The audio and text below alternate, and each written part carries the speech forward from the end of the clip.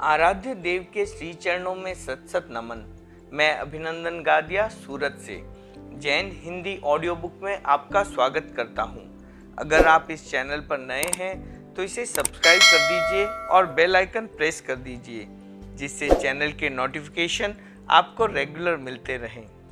कल के अध्याय में हमने सुना था कालू मुनि ने संतों से क्यों कहा पहले पत्र को पढ़ो।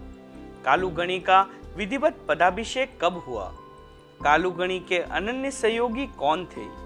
कालूगणी का मातृ मिलन का रोचक प्रसंग। कालूगणी ने माता को क्या सम्मान दान दिया और माता ने क्या भक्ति उपहार दिए। छोंगा जी ने कालूगणी से क्यों कहा पहले छोंगा जाएगी। अब आगे तेरा पंथ का इतिहास खंड 2 शासन गौरव मुनि बुद्धमल जी। प्रकाशक जैन श्वेतांबर तेरापंथी महासभा। चतुर्थ परिच्छेद आचार्य श्री कालूगणी। भाग 4 महान प्रभावक आचार्य। पुस्तक भंडार। तेरापंथ के पुस्तक भंडार को समृद्ध बनाने के लिए कालूगणी सदैव प्रयासरत रहे। उन्हें जहां कहीं प्राचीन हस्तलिखित ग्रंथों के भंडार का पता लगता, वे प्राय मगनलाल जी को वहां निरीक्षण करने भेजते। मुनिश्री इस कार्य में अत्यंत दक्ष थे। भंडार के स्वामी की भावना अनुसार आवश्यक प्रतियां जांच ली जाती। दुर्लभ ग्रंथों की प्रतियों पर विशेष ध्यान दिया जाता। उन्हें प्रतिलिपि करने को ले लिया जाता और कार्य संपन्न होने पर वापस लौटा दिया जाता। इस प्रकार संघ के पुस्तक भंडार में जैन आगम तथा अन्य ग्रंथों की अभिवृद्धि होती गई। आज उसमें ऐसे अनेक ग्रंथ भी उपलब्ध हैं जो अन्यत्र अप्राप्य या दुष्प्राप्य हैं। लिपि सौंदर्य और सचित्रता की दृष्टि से भी अनेक ग्रंथ बहुत महत्वपूर्ण हैं। आचार्य श्री का वह दृष्टिकोण श्रावक वर्ग में भी सक्रांत हुआ। अनेक परिवारों ने उस समय व्यक्तिगत तथा पुस्तकालय के रूप में ग्रंथों का संग्रह किया। उनमें श्रीचंद जी गणेश दास जी गधैया, वृद्धिचंद जी मदनचंद जी गोठी, बालचंद जी मालचंद जी सेठिया, ईसरचंद जी चोपड़ा, दानचंद जी चोपड़ा, तोलाराम जी सुराणा तथा मालचंद जी वैद्य आदि मुख्य थे। उन्होंने यतियों के भंडारों तथा अन्य अनेक विक्रेताओं से ग्रंथ खरीदे। इस प्रकार तेरापंथ संघ के साधुओं तथा श्रावकों के पास हस्तलिखित ग्रंथों का एक बहुत बड़ा तथा गणनीय संग्रह हो गया। स्वामी भीखंड जी को जहां आगम पुस्तकों की प्राप्ति के लिए बड़ा प्रयास करना पड़ता था, वहां कालूगणी के समय में वे सहजता से प्राप्त की जा सकती थी। कहा जाता है कि स्वामी जी को भगवती सूत्र की प्रति बहुत लंबे समय की प्रतीक्षा और प्रयास परंपरा के पश्चात प्राप्त हुई। वह भी केवल एक तथा 1822 पत्रों वाली बहुत भारी भरकम प्रति। परंतु कालूगणी के समय संघ में भगवती की 36 प्रतियां उपलब्ध थी। कला विकास। आगम में कहा गया है, सवम से जाइए होई नत्थि किंचिम अजायम। साधु के पास अपनी चर्या में काम आने योग्य सभी उपकरण गृहस्थों के पास से याचित होते हैं। अयाचित कुछ भी नहीं होता। फिर भी सभी वस्तुओं को यथावत काम में नहीं लिया जा सकता। उसमें बहुधा संयोजन, वियोजन या रूपांतरण अपेक्षित होता है। इस प्रक्रिया से गुजरकर वस्तु जो नया रूप प्राप्त करती है, उस सीमा में उसे नवनिर्माण ही कहा जा सकता है। संत जनों द्वारा किए जाने वाले इसी नवनिर्माण में उनकी कला का उद्भव होता है। इसी से मुखवस्त्रिका से लेकर रजोहरण तक की प्रत्येक वस्तु में कलात्मक निखार आ जाता है। स्वामी भीखंड जी के समय में भी इन अपेक्षित उपकरणों का निर्माण होता था। उसमें भी कलात्मकता का स्पर्श था, परंतु वह प्राचीन परंपरा से चली आ रही पद्धति से होता था। जयाचार्य के युग में उस निर्माण में एक नया मोड़ आया। उससे वस्तुओं के आकार प्रकार में ही नहीं, निर्माण पद्धति में भी अंतर आया। फलतः प्रत्येक वस्तु अधिक व्यवस्थित और अधिक सुरुचिपूर्ण ढंग से बनाई जाने लगी। कालूगणी सुरुचिपूर्ण निर्माण के प्रशंसक थे। समय समय पर वे निर्माताओं को प्रोत्साहित भी करते रहते थे। उनके युग में साधु साध्वियों की संख्या अप्रत्याशित रूप से बढ़ी तो उतनी ही मात्रा में उपकरणों की आवश्यकता भी बढ़ी। निर्माता हाथों की वृद्धि हुई तो पद्धति अन्वेषण मस्तिष्कों की भी।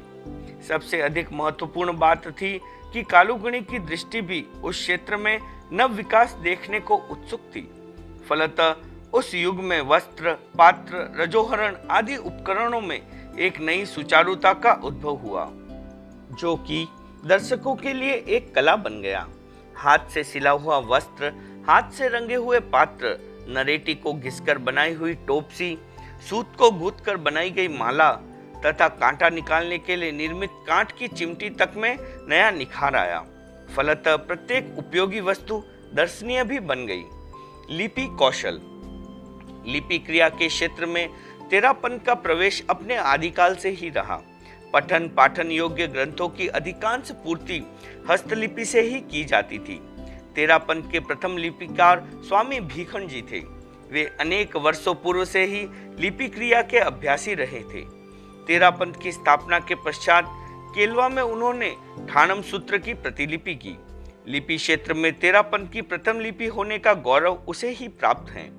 उस युग के लिपिदक साधु साध्वियों को आवश्यकता पूर्ति को प्राथमिकता देनी होती थी, अतः अक्षरों के सौंदर्य की बात गौण रह जाती। अभाव का युग समाप्त हुआ तब जयाचार्य ने लिपि सौंदर्य पर ध्यान केंद्रित किया। उन्होंने एक यति की सुंदर प्रति को आधार बनाकर सर्वप्रथम अपनी लिपि को सुधारा, फिर अन्य लिपिकर्ताओं को भी प्रेरित किया। यह प्रयास काफी सफल रहा।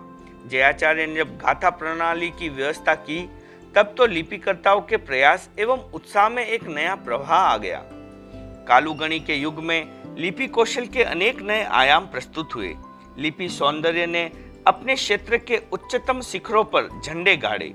अनेक मुनियों के अक्षर मोतियों की छटा लिए पत्रों पर उतरने लगे। मुनि कुंदनमल जी, मुनि सोहनलाल जी, मुनि अमीचंद जी, मुनि सोहनलाल जी आदि अनेक मुनियों तथा साध्वी खुमा जी, साध्वी ज्ञाना जी, साध्वी हुलासा जी, साध्वी सोहना जी, साध्वी सिरे कंवर जी आदि अनेक साध्वियों ने ऐसी सुंदर हस्तलिपियां की जिन्हें देखकर कोई भी व्यक्ति आश्चर्यभिभूत हुए बिना नहीं रह सकता। मुनि कुंदनमल जी ने लिपि सौंदर्य के साथ सूक्ष्मीकरण का प्रयोग किया और उसमें चमत्कारिक सिद्धि प्राप्त की। संवत 1977 में कालुगणी का चातुर्मास भिवानी में था। मुनि कुंदनमल जी भी गुरु सेवा में ही थे। वहां उन्होंने सूक्ष्म अक्षरों में एक पत्र लिखा। समग्र उत्तराध्यान सूत्र और व्यवहार चूलिका उस लघुकाय पत्र के गर्भ में समा गई।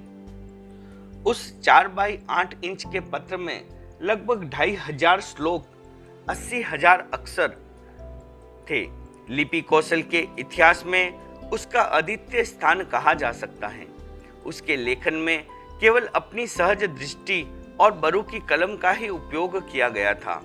वह पत्र आज भी सूक्ष्म लिपिकर्ताओं के लिए एक आह्वान बनकर उपस्थित है। उपयुक्त प्रकार का विकास एक दिन में नहीं हो गया। लंबे समय तक निरंतर की गई प्रगति का वह निष्कर्ष था। स्वयं कालुगणी की लिपि सुंदर थी।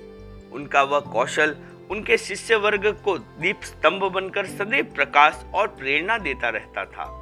बाल साधु साध्वियों के अभ्यासार्थ उन्होंने ऐसे सैकड़ों गत्ते तथा पाटियां लिखी जिन पर धूजते हुए हाथों से टेढ़े मेढ़े अक्षर लिखते हुए साधुजन क्रमशः लिपि सौंदर्य के उच्च शिखर पर पहुंचने लगे। न्यायवादी शासन।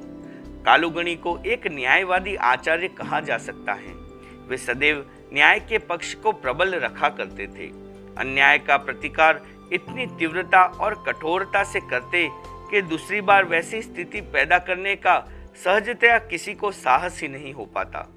उसमें वे छोटे या बड़े, अपने या पराये का कोई भेद नहीं करते थे। उनके न्याय की यह एक विशेषता हुआ करती थी कि प्राय दंड पाने वाला व्यक्ति भी स्वयं अपने लिए उसे उपयुक्त ही माना करता था। उन्होंने न्याय के प्रति सारे संघ में एक ऐसा विश्वास पैदा कर दिया था कि उससे सभी व्यक्तियों में एक अभयता तथा आत्मविश्वास पैदा हो गया। न्याय पक्ष में रहने वाला कोई भी व्यक्ति शेष तक उस पर डटे रहने का साहस कर सकता था, क्योंकि अंत में विजय पाने में उसे कोई संदेह नहीं होता था। इसी प्रकार अन्याय पक्ष वाला व्यक्ति शीघ्र ही अपने को सुधारने की तैयारी करता था। अन्यथा शेष में पराजित होने के अतिरिक्त उसके सामने कोई मार्ग नहीं रहता था। वज्र भी कुसुम भी। कालूगणी एक जागरूक अनुशासिता थे। कर्तव्य के प्रति उनकी स्वयं की जागरूकता तो बाल्यकाल से ही प्रसिद्ध थी। आचार्य बनने के पश्चात दूसरों की जागरूकता को वो बनाए रखने का दायित्व भी उन पर आ गया। वे जानते थे कि प्रत्येक शास्त्रा के लिए आवश्यक है कि वह अनुशासन की बागडोर को दृढ़ता से थामे रहें। उसमें थोड़ी सी भी ढील कर देने का अर्थ होता है शिष्यों में अनुशासनहीनता का प्रवेश। यह एक ऐसा छूत का रोग है जो बहुत शीघ्र दूसरों में संक्रांत होने लगता है। प्राथमिक अवस्था में ही उपचार हो जाए तो मिट भी सकता है, अन्यथा वह महामारी बनकर पूरे समुदाय को ही छिन्न भिन्न कर डालता है।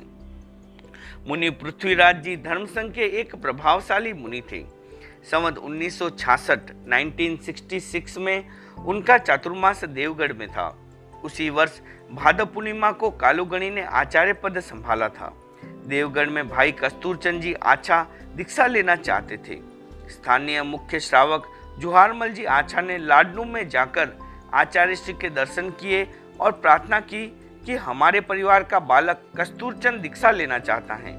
आप कृपा कर ऐसा आदेश दे कि मुनि पृथ्वीराज जी उसे वहीं दीक्षा दे दे। इससे शासन की अच्छी प्रभावना होगी।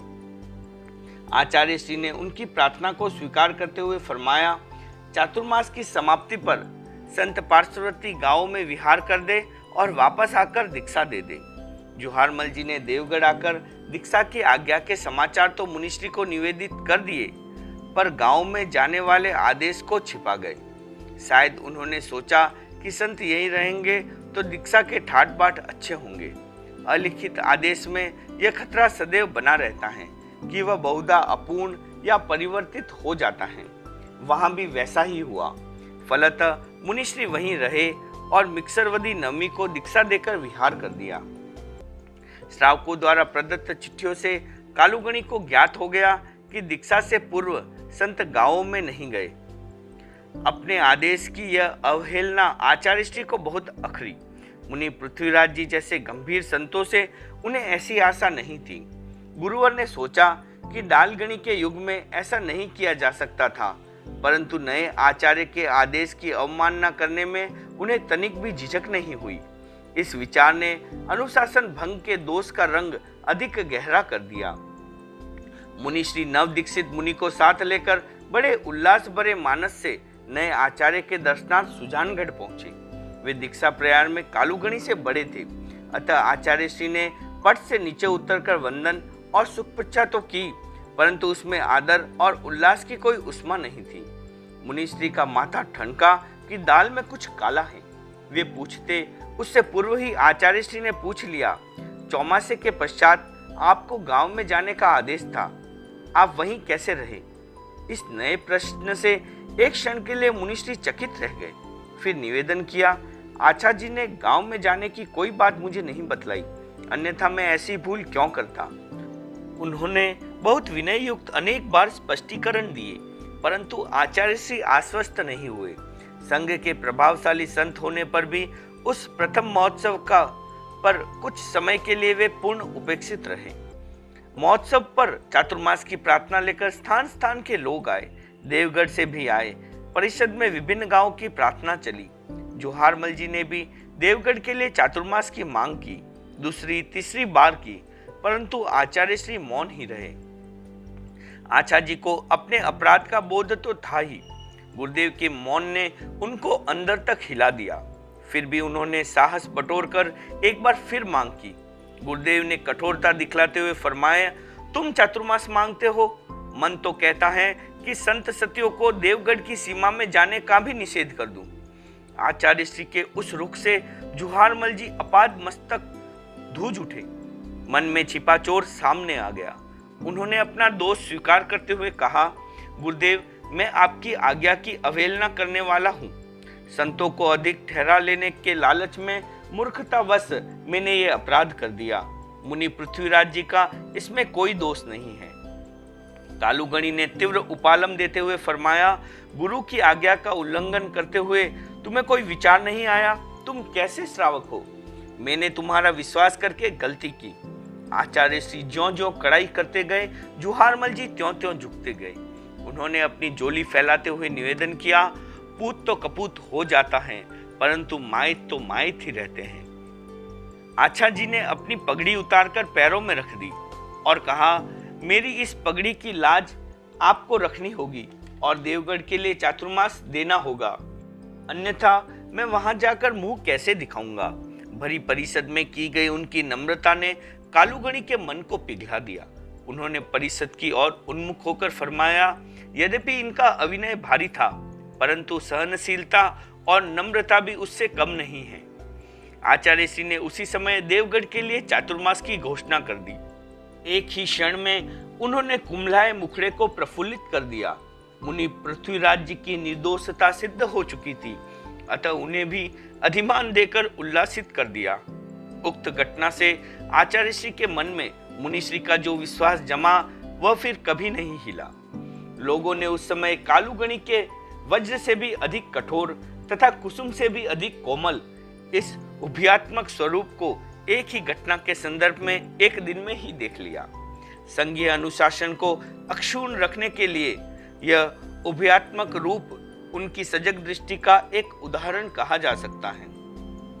गलती अश्विन में की। डालगणी के युग में दीक्षित साध्वी लाधुजी अग्रणी थी। कालूगणी ने पदभार संभाला। उसके कुछ ही दिनों बाद उनमें अनुशासन भंग की कोई बड़ी गलती हो गई। चातुर्मास समाप्त होने पर वे गुरु चरणों में आई। उनसे पहले उनकी गलती के समाचार पहुंच चुके थे। आचार्य श्री ने उनसे पूछा, तुमने अमुक गलती की? लाधू जी ने निवेदन करते हुए कहा, हाँ गुरुदेव, मूर्खतावश मैंने असावधानी बरती, अतः मेरे से यह गलती हो गई। आचार्य श्री, यह गलती आषाढ़ में हुई। लाधू जी, नहीं गुरुदेव। आचार्य श्री, तो क्या श्रावण में हुई? लाधू जी, नहीं गुरुदेव। आचार्य श्री, तो क्या भादव में हुई? लाधू जी, नहीं गुरुदेव। आचार्य श्री, तो क्या अश्विन में हुई? लाधू जी, हाँ गुरुदेव, अश्विन में मैं चूक गई और यह गलती कर बैठी। आचार्य श्री, इसका तात्पर्य हुआ कि डालगणी विद्यमान रहे तब तक तुम्हारे से गलती नहीं हुई। उनके दिवंगत होते ही तुमने सोच लिया कि अब कौन कहने सुनने वाला है। लाधू जी, नहीं गुरुदेव, ऐसा मैं कैसे सोच सकती हूँ।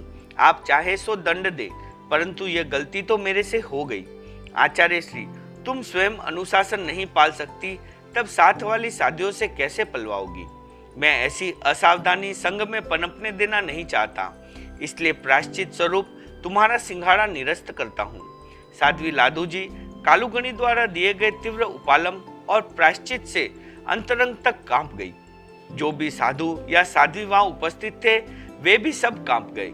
सभी ने अनुभव किया कि अनुशासन भंग को सामान्य स्खलना नहीं समझ लेना चाहिए, यह तो एक बहुत बड़ा अपराध है। आचार्य श्री ने उस कठोर कदम से लाधू जी को नहीं, पूरे संघ को स्वतः शिक्षा मिल गई। कालूगणी एक सुघड़ कुम्हार की तरह थे। उनका कार्य बिगड़ने का नहीं, बनाने का था। वास्तव में प्रत्येक आचार्य या गुरु को उक्त प्रकृति का होना आवश्यक होता है। वह बाहर से चोट करता है, उसी समय अंदर से सुरक्षा भी करता है। यहाँ भी सबको उसी स्थिति का अनुभव हुआ। साध्वी लाधू जी ने जब अपने विनय व्यवहार आदि से कालूगणी के मन को पूर्ण आश्वस्त कर दिया कि भविष्य में वे संघीय अनुशासन के प्रति जागरूक रहेगी, तो किसी प्रकार का शैथिल्य नहीं आने देगी, तब उनका सिंघाड़ा वापस कर दिया गया। व्रत विरोधी भाषा। कालूगणी छोटे बड़े का भेद किए बिना स्खलना का प्रतिकार करते थे। इस अभेद वृत्ति ने सबके मन में उनके प्रति अप्रतिम श्रद्धा का भाव जगाया। एक बार जनसंकुलता मिट जाने के पश्चात एक बहन आई। किसी व्रत में दोष लग जाने पर उसका प्रायश्चित करना चाहती थी। उसने बड़े अनुतप्त स्वर में निवेदन किया, गुरुदेव, मैंने अमुक प्रत्याख्यान किया था, परंतु उसे पूरा निभा नहीं पाई।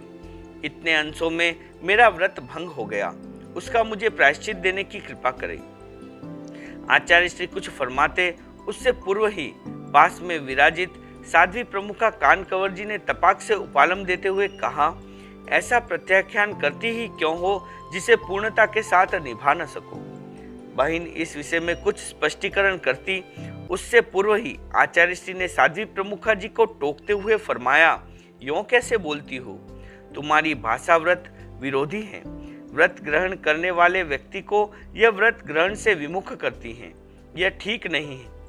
कोई भी व्रत विवेक पूर्वक ही ग्रहण करना चाहिए, परंतु भूल हो जाने पर उसका प्रायश्चित करना भी तो उत्तम कार्य है। कालूगणी के उस कथन ने जहाँ साध्वी प्रमुखा जी का ध्यान भाषा की सूक्ष्मता की ओर खींचा, वहां उस बहिन को भी प्रायश्चित देकर व्रत भंग की आत्मग्लानि से बचा लिया। प्रतिक्रमण या बात। कालूगणी मुनि मगनलाल जी का बहुत आदर करते थे।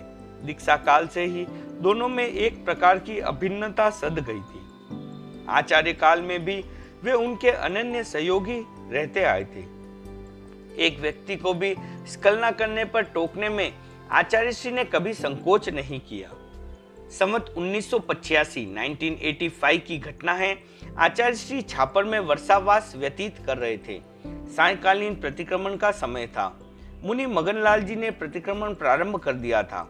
फिर भी दर्शनार्थ आने वाले भाइयों से बीच बीच में कुछ बातें भी कर लेते थे। ऐसा एक बार नहीं, अनेक बार तथा एक दिन नहीं प्राय होने लगा। आचार्य श्री ने एक दिन उनको टोकते हुए फरमाया, आप क्या कर रहे हैं, प्रतिक्रमण या बातें? मैं कई दिनों से बराबर देखता आ रहा हूं कि आप इस समय बातें करने लगते हैं तो किए ही जाते हैं, फिर प्रतिक्रमण कब करेंगे? कभी आपने ये भी सोचा है कि इसका दूसरे साधुओं पर क्या प्रभाव होगा? आप इस पर ध्यान दें और इस गलत क्रम को बदले। मुनि मगनलाल जी एकदम सावधान हो गए। उन्होंने विनम्रता पूर्वक उस अनुशासन को सिरोधार्य किया और भविष्य में सावधानी रखने का निश्चय व्यक्त किया। सिफारिशों से अप्रभावित। जिन शासन में सिफारिशें चल सकती हो, वहां निर्भयता और निश्चिंतता टिक नहीं सकती। वहां न्याय पक्ष को सदैव डरते रहना पड़ता है, क्योंकि विरुद्ध पक्ष को सबल सिफारिशें कहीं भी उसका अपमान करा सकती हैं। साथ ही अन्याय पक्ष का दुस्साहस बढ़ जाता है। वह कैसा भी दुष्कार्य करके सिफारिश के बल पर बच निकलता है। ऐसी स्थितियों में चापलूसों की प्रबलता हो जाती है और स्वाभिमानी व्यक्तियों को प्रतिचरण कठिनाइयों का सामना करना पड़ता है। कोई भी व्यक्ति तब आत्मविश्वास के साथ अन्याय का सामना नहीं कर सकता। सारे संघ में एक प्रकार की आपाधापी और अस्थिरता व्याप्त हो जाती है। कालूगणी ने समस्त संघ को ऐसी स्थितियों से बड़ी प्रबलता के साथ बचाए रखा, इसलिए उनका शासन अत्यंत लोकप्रिय रहा। वे सिफारिशों से सर्वथा अप्रभावित रहकर न्याय किया करते थे। माता की भी नहीं।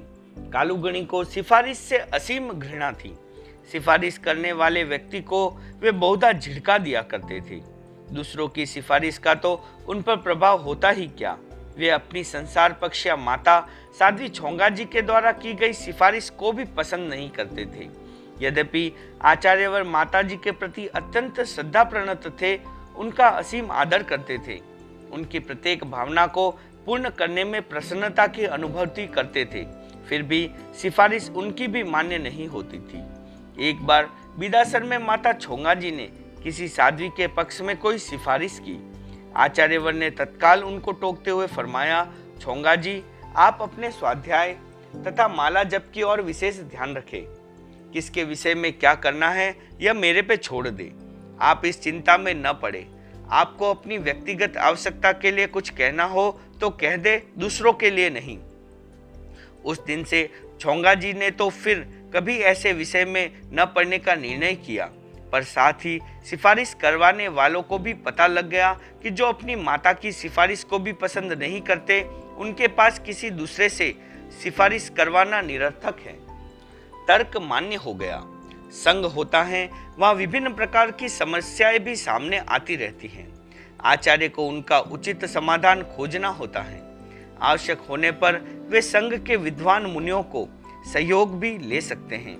यद्यपि कालूगणी हर समस्या का समाधान खोज निकालने में अत्यंत दक्ष थे, फिर भी संतों से परामर्श लेने की उनमें पर्याप्त उदारता भी थी। ऐसे परामर्श को भी वे कई समस्याओं का समाधान मानते थे। उससे संघ के मतैक्य में प्रबलता आती है। अमरचंद जी नाम के एक मुनि संघ से पृथक हो गए। उन्होंने संघ के साधु साधियों की भरपूर निंदा की, सबको असाधु बतलाया। कुछ दिनों पश्चात उन्हें अपनी भूल का अनुभव हुआ। संघ में पुनः सम्मिलित होने की भावना लेकर वे आचार्य चरणों में उपस्थित हुए। आत्मनिंदा के साथ आचार्य श्री के समक्ष उन्होंने अपनी आग्रह भरी प्रार्थना रखी। अनेक बार की भाव भरी प्रार्थना ने उनके विषय में पुनः चिंतन के द्वार खोल दिए। आचार्यवर ने साधुओं की एक समिति नियुक्त की। उसे यह कार्य सौंपा गया कि अमरचंद जी को यदि संघ में पुनः सम्मिलित किया जाए तो उसकी प्रक्रिया क्या हो। समिति इस विषय में अपना सुझाव प्रस्तुत करे। समिति ने उस विषय पर चिंतन किया। उसके सम्मुख दो स्थितियां थी, नई दीक्षा दी जाए या प्रायश्चित। अमरचंद जी कुछ समय पूर्व तक संघ के साधुओं को असाधु घोषित कर रहे थे। आज वे पुनः संघ में प्रवेश चाहते हैं। संघ के साधुओं को उन्होंने असाधु माना है, अतः नई दीक्षा के बिना उन्हें संघ में प्रवेश नहीं दिया जा सकता। मुनि मगनलाल जी का कथन था। अमरचंद जी कहते हैं कि उन्होंने यह सब कार्य आवेशवश किया। इससे यह निष्कर्ष निकलता है कि उन्होंने जो संघ के साधुओं को असाधु बतलाया वह उनका आवेश प्रेरित कार्य था, मान्यता नहीं। इस स्थिति में आवेश का प्रायश्चित दिया जाना ही उचित ठहरता है। उक्त तर्क पर समिति के सभी सदस्य एकमत हो गए। उन्होंने अपना सुझाव आचार्य श्री के सम्मुख प्रस्तुत कर दिया। आचार्य श्री ने भी उस तर्क को मान्य कर लिया। भावी विश्वास के लिए मुनि अमरचंद जी से एक लिखित करवाया और फिर प्रायश्चित देकर उन्हें संघ में सम्मिलित कर लिया। वात्सल्य मूर्ति कालुगणी अनुशासन और आचार की शिथिलता के प्रति जितने कठोर थे, सामान्य जीवन में उतने ही कोमल एवं करुणापूर्ण थे। साधु साधियों को हर समस्या पर वे प्राथमिकता से ध्यान देते और उसे यथाशीघ्र समाहित करने का प्रयास करते। समस्याग्रस्त व्यक्ति के प्रति उनका सौहार्द एवं वात्सल्यपूर्ण व्यवहार ही आदि समस्या को हल कर देता था। वस्तुतः वे वात्सल्य मूर्ति थे। संवत 1983 की घटना है। उस वर्ष साध्वी हीरा जी का चातुर्मास भिवानी और साध्वी संतोका जी का उमरा में था। दोनों सिंघाड़े चातुर्मास की समाप्ति पर विहार करते हुए राजगढ़ तक सानंद पहुंच गए। वहां साध्वी संतोका जी अस्वस्थ हो गई। गुरु दर्शन के उत्साह में फिर भी उन्होंने वहां से विहार कर दिया। मार्ग में काफी शारीरिक कष्ट उठाना पड़ा। ज्यों-ज्यों वे चूरू पहुंच गई, अस्वस्थता बढ़ जाने के कारण उन्हें वहां रुक जाना पड़ा। कालुगणी को पता चला तो उन्होंने अपने पास की 3 साधियों को सहयोग के लिए भेजा। उनके साथ एक वात्सल्य भरा पत्र भी भेजा। पत्र में सुख पुष्चा के पश्चात लिखा था, तुमने राजगढ़ से विहार सोचे विचारे बिना कर दिया। इस तरह बीमारी की हालत में विहार नहीं करना चाहिए था। रास्ते में बहुत परिश्रम करना पड़ा। अब चूरू में पूरी शक्ति आए बिना विहार मत करना। चित्त में समाधि रखना। मुनि ऋषिराम तथा वृद्धिचंद को मांगने पर भी भार नहीं दिया। यह तुमने भूल की। यदि पुस्तकों आदि का कुछ भार साधुओं को दे देती तो सुविधा रहती। खैर, अब सुख साता होने पर विहार करना। फूला जी आदि 3 साध्वियां यहाँ से आ रही हैं। उन्हें जितना भार ले सके उतना दे देना। पत्र पढ़कर साध्वियां गदगद हो गई। वस्तुतः यह वात्सल्य और करुणा ही उन्हें सर्वप्रिय आचार्य बना गई। बाल सखा कालुगणी का हृदय बहुत विशाल और उदार था। साधारण से साधारण व्यक्ति के लिए भी उसमें स्थान था। उनकी महत्ता छोटे व्यक्तियों को भी स्नेह लुटाने में कोई संकोच नहीं करती थी। लोग जिनकी मजाक उड़ाते वैसे व्यक्तियों को भी उनकी कृपा का प्रसाद सहज ही मिल जाता था। छापर के लिखमिचंद जी वैद कालुगणी के बाल सखा थे। कालुगणी तो दीक्षित होकर प्रगति करते हुए लाखों लोगों के पूज्य एक गौरवशाली धर्माचार्य बन गए, परंतु लिखमिचंद जी गृहस्थ जीवन में भी बहुत साधारण रह गए। वे बहुत सरल और भद्र प्रकृति के व्यक्ति थे, इसलिए लोग भोले शंभू कहकर उनका परिहास करते रहते थे। निर्धनता के साथ साफ सुथरेपन की पटरी प्राय बैठ ही नहीं पाती। अतः मटमेले वस्त्र और अस्त व्यस्त सा शरीर उनके व्यक्तित्व की स्थायी पहचान बन गए थे। इतने पर भी यह बात उन्हें आत्मगौरव की अनुभूति से भर देती थी कि वे कालुगणी के बाल साथी हैं। छापर में आचार्यवर का विराजना होता तब लक्ष्मीचंद जी प्रतिदिन दर्शन करने के लिए आते। आचार्यवर भी चाहे कितने भी व्यस्त क्यों न हो, एक क्षण के लिए उनकी ओर देखकर प्रसन्नता व्यक्त करते और दो शब्दों में कोई न कोई बात कर ही लेते। इतने मात्र से ही वेद जी को सारे दिन की खुराक मिल जाती और वे फूले फूले रहते। एक दिन आचार्य श्री साधुओं को अध्ययन करा रहे थे। उसी समय लक्ष्मीचंद जी आ गए। एक क्षण के लिए अध्यापन कार्य बंद करके आचार्य श्री ने उनसे बात की। वे चले गए, तब पुनः अध्यापन चालू कर दिया। एक छात्र मुनि ने साहस करके कालूगणी से पूछ लिया, ऐसे भोले व्यक्ति से तो हम लोग भी बात करना पसंद नहीं करते, तब आप कैसे कर लेते हैं? गुरुवर ने मुस्कुराते हुए फरमाया, तुम क्या जानो, यह मेरा बचपन का साथी है। मैं एक क्षण बात कर लेता हूँ तो उसे अत्यंत प्रसन्नता मिलती है। इसके मन को सारे दिन की समाधि मिले तो दो शब्द बोलने में मुझे कुपंटा क्यों करनी चाहिए? खम्मा अन्नदाता। कालूगणी का व्यक्तित्व गरीब से लेकर महत्तम व्यक्ति तक को प्रभावित करने वाला था। सामान्य किसान से लेकर अनेक नरेशों तक के मन में उनके प्रति अगाध श्रद्धा थी। संपर्क में आने वाले व्यक्ति तो उनसे प्रभावित होते ही थे। ऐसे भी हजारों लोग थे जिन्होंने उनके प्रत्यक्ष दर्शन तो नहीं किए, परंतु नाम श्रवण मात्र से प्रभावित थे। वे जहां नहीं पहुंचे वहां भी उनकी गौरव गाथा पहुंची थी। कालूगणी उस समय बीकानेर में विराजमान थे। तेरापंथ से विरोध रखने वाले इतर संप्रदाय के एक व्यक्ति ने बीकानेर नरेश गंगा सिंह जी से शिकायत करते हुए कहा, हम लोग खम्मा अन्नदाता कहकर आपके प्रति सम्मान प्रकट करते हैं। यह तो न्याय संगत है, क्योंकि आप धरती के स्वामी हैं और हम आपकी धरती से ही अन्न प्राप्त करते हैं। परंतु आजकल कुछ लोग तेरापंथ के आचार्य कालूराम जी के लिए भी इस शब्द का प्रयोग करने लगे हैं। जो शब्द केवल आपके लिए ही प्रयुक्त होना चाहिए, उसे सामान्य लोग के लिए प्रयुक्त करना अपराध है। कालूराम जी के भक्तों द्वारा उन्हें अन्नदाता कहा जाता है, उससे आपका महत्व कम होता है। अतः उन्हें आदेश पूर्वक ऐसा कहने से रोकना चाहिए। गंगा सिंह जी अत्यंत कुशल नरेश थे। कालूगणी के प्रति उनके मन में बहुत श्रद्धा भाव था। वे जानते थे कि बीकानेर राज्य के स्तंभभूत ओसवाल समाज की अधिकांश जनता आचार्य कालूगणी की ही भक्त हैं। उन्होंने कहा, तू नहीं जानता, वे एक महान संत हैं। लोग उनके लिए जो शब्द कहते हैं पूरे हृदय से कहते हैं। मेरे लिए जो कहा जाता है वह तो भयवश होता है या चाटुकारिता से किया जाता है। उनकी तुलना में मैं कहीं भी नहीं आ सकता। शिकायत करने वाले की तो बोलती अपने आप बंद हो गई। स्वर्णिम काल। कालूगणी के शासन काल में तेरापंथ को प्राय प्रत्येक क्षेत्र में अकल्पित सफलता प्राप्त हुई। उनके न्यायवादी शासन में धर्मसंघ को अत्यंत सुस्थिरता और आंतरिक सबलता प्रदान की। आचार्य श्री ने संघ की उस सुस्थिरता तथा सबलता का उपयोग बड़े अच्छे ढंग से किया और संघ के आत्मविश्वास को बहुत ऊंचा उठा दिया।